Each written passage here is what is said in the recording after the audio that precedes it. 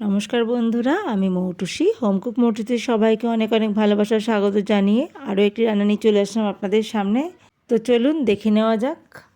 বাড়িতে মাছ মাংস না থাকলে অনেক সময় আমরা ভেবে পাই না কী রান্না করব। তাই ভাবলাম আজকে ডিমের একটা রেসিপি বানাই। এখানে একটা বাটিতে 4টে ডিম আমি ভেঙে রেখেছি। একটা ডিমের কুসুম তার মধ্যে ভেঙে গেছে। তার মধ্যে দিয়ে দিলাম আমি 1 টেবিল চামচ পেঁয়াজ বাটা, 1 চা চামচ আদা রসুন বাটা, 1 চা চামচ দিলাম কাঁচা লঙ্কা বাটা। পেঁয়াজ বাটা, রসুন বাটা, আদা বাটা, কাঁচা লঙ্কা বাটা দিয়ে সামান্য নুন দিলাম আর দিয়ে দিলাম অল্প হলুদ। একটা কাঁটা চামচের সাহায্যে আমি সব কিছু ভালোভাবে ফেটিয়ে নিচ্ছি।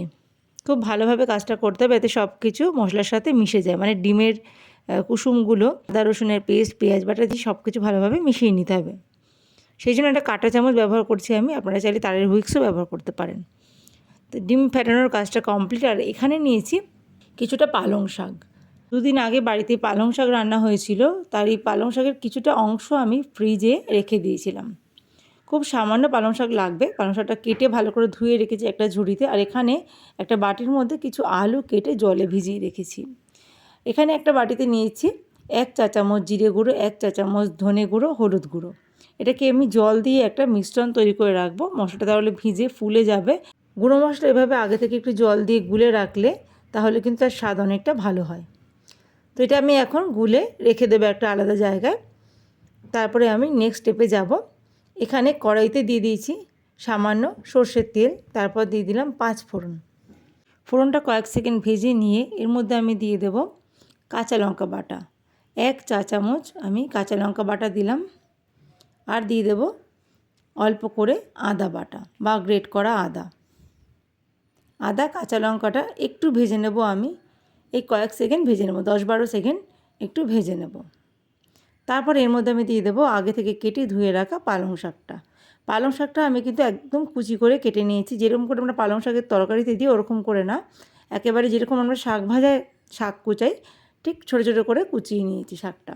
যত সুন্দর কোচানো হবে শাকটা খুব তাড়াতাড়ি কমে যাবে আর নরম হয়ে যাবে আর কি। সেই জন্য শাকটা আমি যতটা পেরেছি ছোটো করে কাটার চেষ্টা করেছি। এরপর আমি শাকের মধ্যে দিয়ে দিলাম পরিমাণ মতন হলুদ গুঁড়ো, স্বাদ মতো নুন। নুন আর হলুদ দিয়ে আবারও হাই ফ্লেমে শাকটাকে একটু ভেজে নেব। দেখুন শাকটা কিন্তু নুন দেওয়ার পরে কত তাড়াতাড়ি কমে গেল। এবার ঢাকা দিয়ে 2 মিনিটের জন্য লো ফ্লেমে রান্নাটা হতে দেবো। 2 মিনিট হয়ে গেছে, ঢাকাটা খুলে নিলাম। দেখুন শাকটা কতটুকুনি হয়ে গেছে। আর এখানে পালং শাকের যে কচি ডগার অংশটা নেবেন, ডাঁটাগুলো নেবেন না। ওই জন্য কচি পালং শাক দিয়ে এই রেসিপিটা ভালো হয়। যতটা পেরেছি পালং শাকের পাতার অংশটা আমি দিয়েছি। শাকটা একেবারে কিন্তু কমে গেছে। আবার শাকটা আমি ভালোভাবে হাই ফ্লেমে কিছুক্ষণ নাড়াচাড়া করে রান্না করে নিলাম। তারপরে শাকটাকে তুলে নিয়েছি কড়াই থেকে। তারপর ওই কড়াইতেই অল্প করে সর্ষের তেল দিয়ে তার মধ্যে দিয়ে দিলাম আগে থেকে কেটে ধুয়ে রাখা আলু। আলুগুলো আমি ভালোভাবে ভেজে নেব। আপনারা চাইলে কিন্তু রান্নাটা আলু ছাড়াও করতে পারেন। আমি যে লোহার কড়াইটাতে আলুটা ভাজছি সেই কড়াইটা আমি অন্য বার্নারে বসিয়ে দিলাম। আর দেখুন আলুটা এখানে ভাজা হচ্ছে। আর ওই বার্নারটায়, বড় বার্নারটায় বসিয়ে দিলাম একটা ফ্রাই প্যান। ফ্রাই প্যানের মধ্যে দিয়ে দিলাম অল্প করে সাদা তেল। 1 চা চামচ মতো সাদা তেল দিলাম। এখানে আমি ডিমটা ফ্রাই করব সেই জন্য। তো এখানে আগে থেকে যে ফেটিয়ে রেখেছিলাম ডিমগুলো আর কি, 4টে ডিম নিয়েছিলাম আমি। সেই ডিমের ব্যাটারটা দিয়ে দিলাম। হালকা করে ফ্রাই প্যানটা ঘুরিয়ে দিচ্ছি যাতে ডিমের ব্যাটারটা সব জায়গায় ছড়িয়ে পড়ে। আর এই যে দেখুন সবটা ব্যাটার দিইনি, একটু ব্যাটার আমি রেখে দিয়েছি, এটা পরে কাজে লাগবে। এখানে দেখুন ডিমের যে অমলেটটা, বড় সাইজের একটা অমলেট তৈরি করেছি, সেটা কিন্তু ওপরের অংশটা শুকিয়ে আসছে। এই সময় আমি ওপর থেকে দিয়ে দিলাম আগে থেকে ভেজে রাখা সেই পালং শাকটা। যেই পালং শাকটা আমি আগে থেকে আদা আর কাঁচা লঙ্কা বাটা দিয়ে ভেজে রেখেছিলাম, সেই পালং শাকটা আমি ওপর থেকে দিয়ে দিলাম। ডিমের অমলেটটা কিন্তু তলার পাটটা হয়ে গেছে, ওপরের পাটটা একটু কাঁচা কাঁচা রয়েছে। এই অবস্থাতে দিতে হবে, তার কারণে 4টে ডিমের ব্যাটার যেহেতু, সেই জন্য অমলেটটা বেশ মোটা হবে। তাই হালকা হাতে খুব সাবধানে এটাকে উল্টাতে হবে, উল্টাতে গেলে ভেঙে যেতে পারে। আমারও দেখুন ভেঙে গেল, যেহেতু অনেক মোটা অমলেট।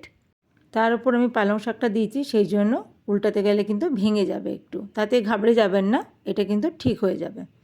তো দেখুন একটা বড় সাইজের অমলেট বানিয়ে নিয়েছি, আর ভিতরে তো পালং শাকের পুরটা রয়েছেই। অমলেটটা আমি অন্য একটা পাত্রে নামিয়ে নিলাম। এখন প্রচণ্ড গরম, এবার আমি অমলেটটাকে একটা ছুরির সাহায্যে পিস পিস করে কেটে নেব। তো দেখুন আপনারা আপনাদের ইচ্ছে মতো পিস করবেন। যদি মনে করেন কম পিস করবেন তো 3টে 4টে করতে পারেন। আমি এখানে 5টা কি 6টা পিস করব। খুব সাবধানে করতে হবে। আর এই পিসটা করার সময়ও কিন্তু ভেঙে যেতে পারে বা পালং শাকটা বেরিয়ে যেতে পারে, এতে কিন্তু ঘাবড়ে যাবেন না, সবটা ম্যানেজ হয়ে যাবে। এখানে দেখুন আলুটাও কিন্তু ভাজা হয়ে এসছে, আলুর মধ্যে একটা সুন্দর রং চলে এসছে। খুব ভালো করে আলুটাকে ভেজে নিয়েছি। এই সময় আমি দিয়ে দিলাম পেঁয়াজ বাটা, 1 টেবিল চামচ পেঁয়াজ বাটা দিলাম, 1 চা চামচ দিলাম রসুন বাটা, আদা বাটা দিলাম 1/2 চা চামচ। এবারে সব কিছু আমি ভালোভাবে কষিয়ে নেব। যতক্ষণ না আদা রসুন পেঁয়াজের কাঁচা গন্ধটা যায় ততক্ষণ ভালোভাবে আমি কষিয়ে নেব। এখানে আলুর পরিমাণটা আমি ইচ্ছে করে বেশি দিয়েছি, আপনারা চাইলে কমিয়ে দিতে পারেন বা আলু ছাড়াও কিন্তু রেসিপিটা করতে পারেন। আবারও বললাম, সামান্য একটু কাঁচা লঙ্কার পেস্ট ছিল সেটুকু দিয়ে দিলাম, যেটুকু কাঁচা লঙ্কা বেটেছিলাম সবটুকু দিয়ে দিলাম। 6 থেকে 7টা কাঁচা লঙ্কা আমি বেটে এই রান্নায় ব্যবহার করেছি। দিয়ে দিলাম স্বাদ মতো নুন। এই পরিমাণটা আপনারা আপনাদের ইচ্ছে মতো দেবেন। ঝাল বেশি খেলে আরও বেশি পরিমাণে লঙ্কা দেবেন, ঝাল কম খেলে লঙ্কার পরিমাণটা কমিয়ে দেবেন। সব কিছু ভালোভাবে নাড়াচাড়া করে কষিয়ে নিচ্ছি। এই সময় আমি দিয়ে দেবো এর মধ্যে টমেটো পিউরি বা টমেটো বাটা। আমি একটা বড় সাইজের টমেটো মিক্সারে পেস্ট করে রেখেছিলাম, সেটা আমি দিয়ে দিলাম। টমেটোর কাঁচা গন্ধটা যতক্ষণ না যায় ততক্ষণ এটাকে কষিয়ে নিতে হবে। কন্টিনিউয়াস নাড়াচাড়া করে কিন্তু সব কিছু আমি ভালোভাবে কষিয়ে নিচ্ছি। এই সময় আমি দিয়ে দেব আগে থেকে যে মশলাটা ভিজিয়ে রেখেছিলাম, জিরে গুঁড়ো, ধনে গুঁড়ো, হলুদ গুঁড়ো, সেই মিশ্রণটা আমি দিয়ে দিলাম। এবার সব কিছু ভালোভাবে আবারও কষিয়ে নিচ্ছি। মিডিয়াম টু হাই ফ্লেমে কাজটা করতে হবে। এই সময় আমি দিয়ে দেব সামান্য চিনি। একটু চিনি দেবেন, তাহলে টেস্টের ব্যালেন্সটা ঠিকঠাক আসবে। আর এখন দিয়ে দিলাম আমি কাশ্মীরি লঙ্কার গুঁড়ো। এটা কিন্তু অপশনাল, এটা শুধু দিলাম একটা সুন্দর কালার আসবে সেই জন্য। আপনারা কাশ্মীরি লঙ্কার গুঁড়ো ছাড়াও কিন্তু করবেন, খেতে কিন্তু দারুণ সুস্বাদু হয় রান্নাটা। তো এখন আমি দিয়ে দিলাম সামান্য জল। আমি যেই ফ্রাই প্যানের মধ্যে অমলেটটা ভেজেছিলাম সেই ফ্রাই প্যানে সামান্য জল গরম করে সেই গরম জলটা এখানে ব্যবহার করলাম।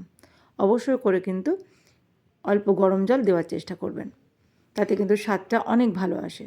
আমি এখানে একটু জলের পরিমাণটা বেশি দিলাম, কারণ এই আলুটা সেদ্ধ হবে। আপনারা জলের পরিমাণটাও বাড়িয়ে কমিয়ে দিতে পারেন। তারপরে কড়াইটা পাশের বার্নারে বসিয়ে এই বড় বার্নারটায় আমি একটা ফ্রাই প্যান বসিয়ে দিলাম। এবারে যে ডিমের ব্যাটারটা রেখে দিয়েছিলাম আলাদা করে, সেটা আগে দেখিয়েছিলাম, সেটা এখন কাজে লাগবে। যেই ফ্রাই প্যানটা আমি অমলেটটা ভেজেছিলাম সেই ফ্রাই প্যানটা আবারও আমি গ্যাস ওভেনে বসিয়ে দিলাম। গ্যাসটাকে অন করে ফ্রাই প্যানে দিয়ে দিলাম সামান্য সর্ষের তেল। এখানে 1 চামচ মতো সর্ষের তেল দিলাম। তেলটা গরম হয়ে গেছে। এবার ডিমের ব্যাটারের মধ্যে আমি যেই ডিমের অমলেটটা আগে থেকে পিস পিস করে কেটে রেখেছিলাম সেটা ভালো করে ডুবিয়ে ডুবিয়ে ফ্রাই প্যানের মধ্যে দিয়ে দিচ্ছি। দেখুন এক এক করে প্রত্যেকটা ডিমের অমলেট কিন্তু আমি এই ডিমের ব্যাটারে ডুবিয়ে ডুবিয়ে দিয়ে দিচ্ছি। মানে ডিমের অমলেটের যেই অংশটা আমি কেটেছি, যেখানটা দিয়ে পালং শাকটা বেরিয়ে যাচ্ছিল, সেই জায়গাটা ভালো করে ডিমের ব্যাটারটা মাখিয়ে নিয়েছি। তাহলে পালং শাকটা আর বেরিয়ে যাবে না, ভালোভাবে সিল হয়ে যাবে। তো দেখুন প্রত্যেকটাই কিন্তু ভালোভাবে সিল হয়ে যাবে, একটুও পালং শাক কিন্তু বেরিয়ে যাবে না। কাটার সময় মনে হচ্ছিল পালং শাকগুলো বেরিয়ে যাচ্ছে, এরপর আর বেরোবে না। সেই জন্য আমি আগে থেকে কিছুটা ডিমের ব্যাটার আলাদা করে রেখেছিলাম। খুব সামান্য 2 চামচ মতো ডিমের ব্যাটার রেখে দিয়েছিলাম। তো দেখুন যে কাটা অংশগুলো কিন্তু ভালোভাবে সিল হয়ে গেছে। এই কারণেই আমি অল্প করে ডিমের ব্যাটার আলাদা করে রেখে দিয়েছিলাম। না হলে ডিমের অমলেটটা যখন আমি ঝোলের মধ্যে দিতাম, সব পালং শাকটা বেরিয়ে কিন্তু ঝোলের মধ্যে বিচ্ছিরি একটা ব্যাপার তৈরি হতো। খুব সহজ একটা রান্না। শীতকালে কিন্তু পালং শাক অনেক পাওয়া যায় বাজারে, তো এই রেসিপিটা একবার অবশ্যই ট্রাই করবেন। খেতে কিন্তু অসাধারণ সুস্বাদু হয় বন্ধুরা, প্লিজ একবার ট্রাই করবেন রান্নাটা।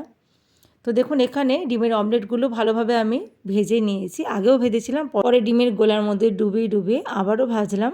তারপরে এদিকে ঝোলটা যখন ফুটে গেছে তখন আমি অমলেটগুলো সব দিয়ে দিলাম। ঝোলটা ফুটে গেছে, আলুটাও কিন্তু সেদ্ধ হয়ে গেছে। এই সময় দিয়ে দিচ্ছি ডিমের অমলেটগুলো, কারণ অমলেটটা দেওয়ার পর বেশি ফোটানো যাবে না। আমি 2 থেকে 3 মিনিট হাই ফ্লেমে রান্নাটা করে নিয়েছি। আর শেষে নামানোর আগে দিয়ে দেবো এর মধ্যে সামান্য সানরাইজের শাহি গরম মশলা। গরম মশলা গুঁড়োটা ছড়িয়ে দিয়ে এবার গ্যাসটাকে অফ করে ঢাকা দিয়ে 2 মিনিটের জন্য স্ট্যান্ডিং টাইমে রেখে দিয়েছি। তো দেখুন তারপরে এরকম দেখতে হয়েছে পালং শাক দিয়ে ডিমের অমলেট কারি। রেসিপিটি কেমন লাগলো অবশ্যই কমেন্ট বক্সে লিখে জানাতে ভুলবেন না। ভিডিওটা ভালো লাগলে অবশ্যই একটা লাইক দিয়ে যাবেন বন্ধুরা। আপনাদের লাইক এবং কমেন্ট আমার নতুন নতুন ভিডিও বানানোর উৎসাহ অনেকটা বাড়িয়ে দেয়। তো এখানে একটা আলাদা প্লেটে আমি পরিবেশন করে নিচ্ছি।